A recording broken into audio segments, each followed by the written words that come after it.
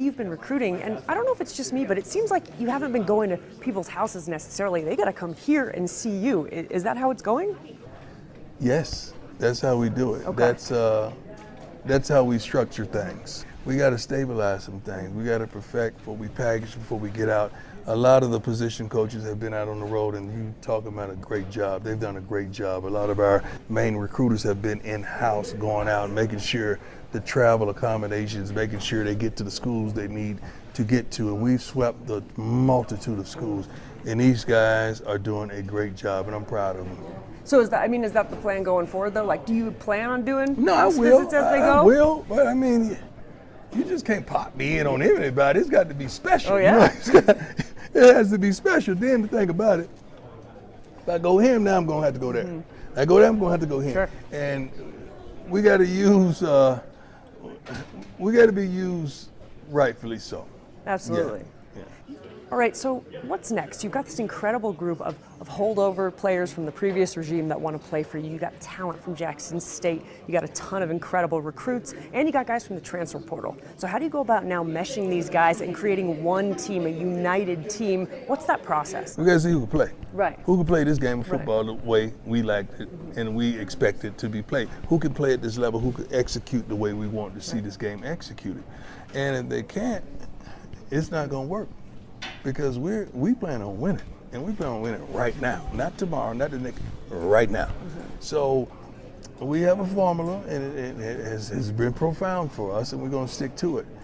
And these guys are working their butts off. I love what I'm seeing in the weight room. I love what I'm seeing on the track. I love what I'm seeing in the conditioning on the field. I love what they're doing. I really do. They're in it. Yeah. So that's the on the field aspect. Now, kind of off the field, bringing all those guys together, making one team. How do you go about doing that? Well, when we recruit character. We recruit smart, tough, fast, disciplined young men with character. So we don't recruit idiots. We don't recruit people that have the propensity to destroy your locker room. We don't recruit money-hungry guys that's coming in here and I just need the biggest NIL deal. We don't recruit that. And our guys do a great job of discerning character. And it's easy to discern those character flaws. I mean, they're going to pop up, they're going to show up in some form or fashion. You just got to be wise when you see it, because if you bring it here, that's on you. That's on you. Coach Prime, you've been really busy, not just recruiting. I mean, you've been spending time with the legendary Bill McCartney. You met Peggy, the super fan. You're going to restaurants, you're going to games. Why is it important for you to be such an enmeshed part of this community? I'm not meshing myself in the culture. This is who I am. You're just finding out who I am. This is how I live. This is what I do. It's not like I'm saying, well, let me do this strategically. That ain't how I get down. Like, if I want to go to a basketball game, I'm going. Okay? If I want to go meet a person, to meet this person, to walk around the track with Coach McCartney, I'm going to do it. Like, I don't need permission to do what's right. Right. And I try my best to do what's right, even when wrong is present. So you've been here about 6 weeks now. There's been tremendous changes, but from your perspective, what are you most proud of that you have done so far here at CU?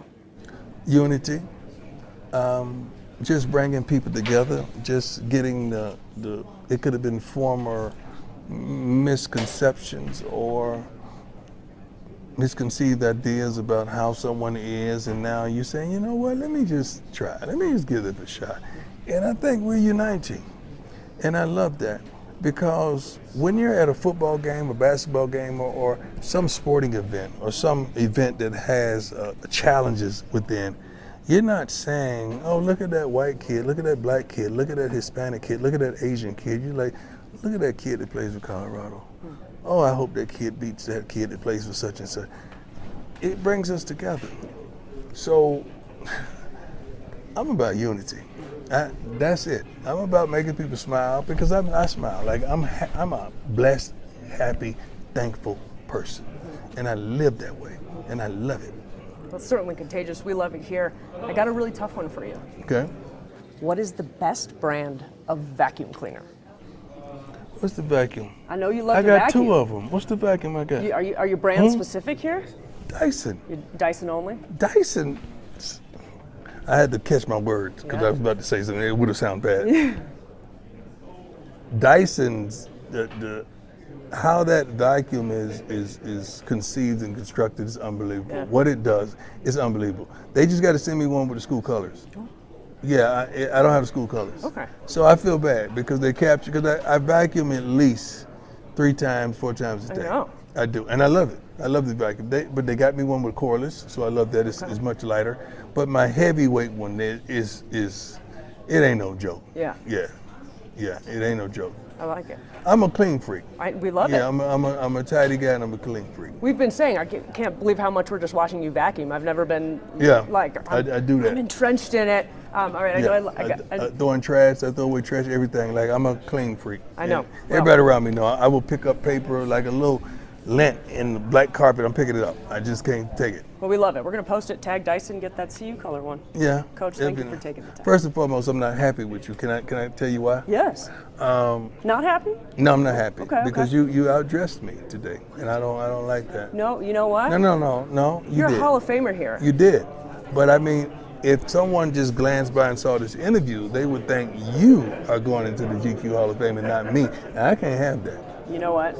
I'm just honored to be in your presence, Coach.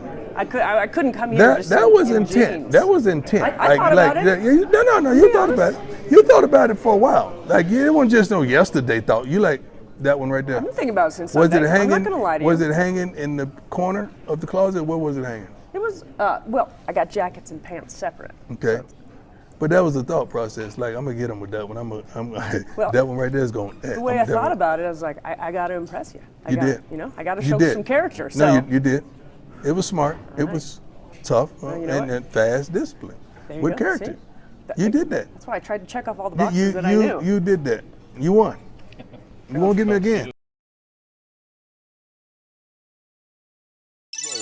With one of the greatest athletes ever, he's the only player to hit a home run in an MLB game and score a touchdown in an NFL game in the same week. Played in the World Series and a Super Bowl, NFL Defensive Player of the Year in 1994. He's a 9-time first-team All-Pro, 8 selections to the Pro Bowl, 2-time Super Bowl champ, an all-decade player as a corner and a return guy.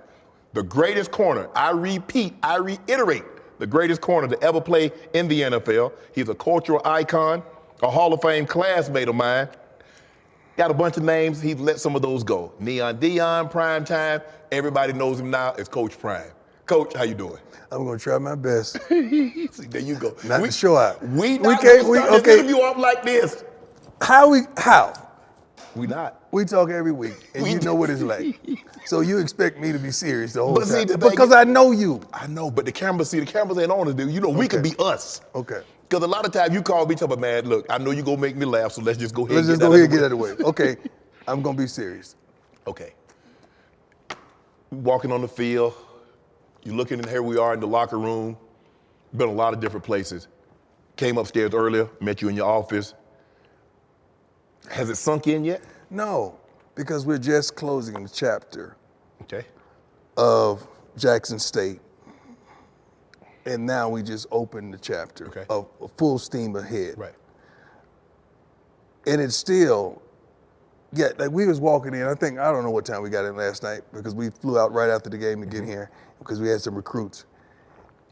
And we were walking in, like 12 of us, and I said, do you understand this is us? Mm-hmm. This is ours. But we got to make it what we want it to be. Right. It's still, like even in this locker room, setting up, I'm looking around like, dang, I didn't see the pictures and the numbers on top of the locker. Like, dang, those lockers are big.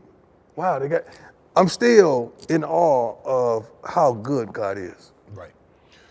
Before we move forward to Colorado, let's go to Jackson State. Mm-hmm. Yesterday, you participated in the Celebration Bowl for the second year in a row. And for the second year in a row, you weren't able to win. After a great regular season, you weren't able to, just get it. You were so close. Yeah. What happened yesterday? Okay, the first year, we got a little too lackadaisical. Okay. We were smelling ourselves a little bit, and we got humbled. We did everything right leading up to that. Right. Great week of practice, great week meetings, of practice, everything. Meetings, consistently. Guys went really in and out of the hotel. They were concise. There wasn't missing curfew. We just didn't get it done defensively. Right. That was the thing.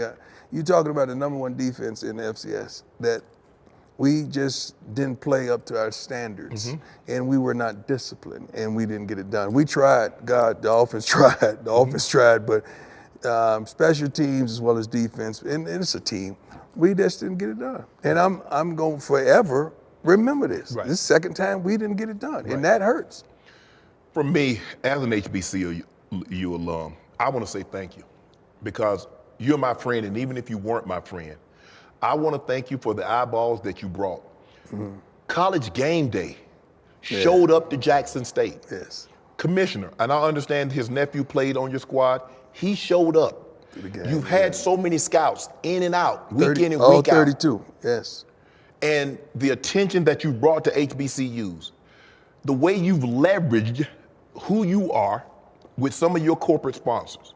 You talk about a Walmart, you talk about an American Airlines, you talk about a Procter & Gamble, you talk about an Under Armour. Yes. Nobody has more uniform changes other than Oregon than Jackson State. That's right. You did that. Yes. You got a good friend of yours, Michael Strahan, to outfit your team so they don't look like an all-tournament team. Right. You know, some guys would wear hoodies, some guys would wear a sweatshirt or Jackson State paraphernalia. When you guys went on the road, everybody slacks, Jackson State, everything. Looking matched. professional. So I want to say thank you for what you've done. I'm not criticizing, and a lot of times we start to criticize for what someone didn't do, but they forget all the great things that you did do. When you heard the criticism that was coming, that you were leaving, what went through your mind? The people are hurt, and when people are hurt, oftentimes their first response isn't the response that should be given. Okay. They say things out of emotions and anger, but I listen. Because when a person says stuff, that's what they really feel. Okay. When they're hurt and out of emotions and anger. And I just thought to myself, if I didn't know who I was and where I'm headed, and if I didn't know the Lord, I would believe some of those things. Okay. But I know me, I know my heart, Right. I know my intentions off the rip, and I know God. Right. And I know when he speaks. It's funny that when I first came and I said, God told me to come here, they didn't believe it. Right. But if I say, well, God said it's time for me to go, you still don't believe it. So what do you believe? Right. And what you should believe is, I'm led. Come on, Shannon. Let's get both of us. When the last time we put a football uniform on? but we're still going. Right. So if you don't believe, and successful. Right. So if you don't believe that God has his hands on us, something's wrong with you, because you got to see, I couldn't have done this by myself. Right. Had a wonderful coaching staff or a wonderful AD who allowed me to do the things that we were able to accomplish. But it's no way we could have done those things without being led by the Lord. Right. But you put a blueprint in place. You left a former member from your staff in place. Yeah, but they mad because I got the pen. We put a blueprint in place, but I got the pen. Right. They say, they upset that, so now really you're not gonna get the feeling that I gave you. Right. Because you felt like I let you down, I walked out. First and foremost, and I haven't disclosed this yet, my AD, Ashley Robinson, when I took the job, he said, I want you to do something for me. I said, what's that? He said, at least give me 2 years. I said, you got it. Okay. You gave him 3. It's real talk. That's what we discussed. Do you, let's just say for the sake of argument, you gave them 5 years and says, okay, I'm leaving. What if you gave him 10 years? It ain't gonna be enough.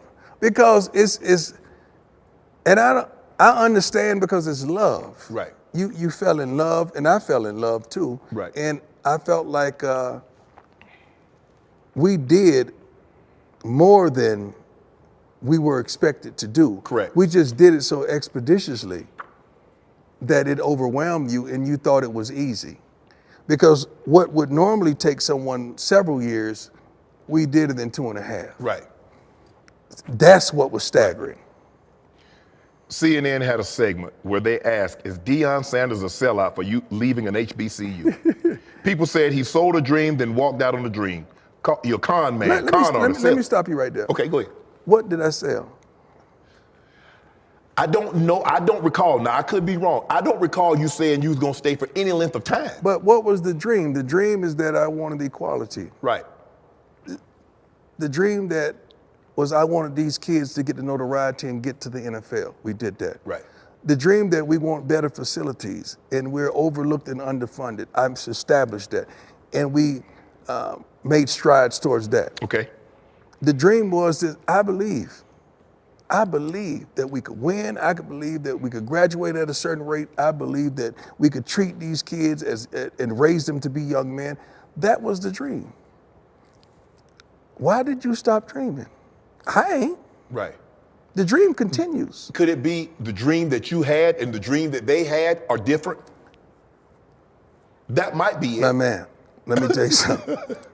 You know how I think, and Right. you know how I dream. And I don't know if that dream will ever align with my dreams. Right.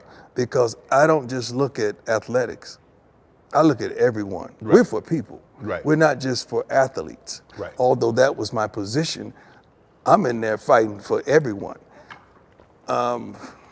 You're more than a football coach. You look at They- you look at yourself as more than a football coach, don't you? Yes, because I am. God ain't just called me to no ball.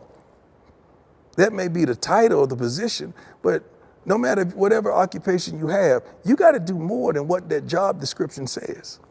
You more than this. Yes. Right? Yes. Is that absolutely. it? Yeah. Is It's that what it? I do. That's not who I am. There you go. There you go. And I do understand the people, but what I don't understand is do something about it. Won't you give a little more? Right. Won't you spend a little more time? Right. Won't you really try to bring solvency instead of sitting back throwing sticks and stones? Right. And it seems like all the people that are screaming and yelling and bickering and murmuring, check their giving. What have they given? When I was at Jackson, I told Ashley, unless they substantial givers, I ain't got time to be meeting with them. Meet about what?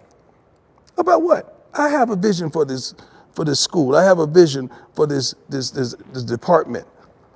Why am I meeting with you to talk about what I should be doing and you ain't doing that? Right. And to talk about all in, both of my sons is on the team. Right. My daughter was playing basketball. Correct. And my son doing social media. Right. So who's all in?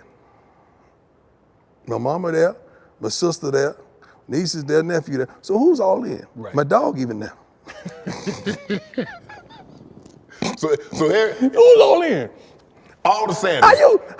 Who is all in? Are you all in? Right. Because I'm all in. But you said something very interesting, what you just said. You said, yeah, you offer all these critiques, but you ain't offering no check. It ain't even just a check. But that's what you need to be able to compete. That's what you need. You need resources. Without resources, Okay. look, would you not? Forget the football part. Okay. Let's talk about the overall funding of school. Okay. And We're talking about HBCUs. period. I wanted to bring solvency to how are we broke? How are we always asking? Right. Why are we always in the deficit? Right. Everybody? You mean everybody? That's a problem for me.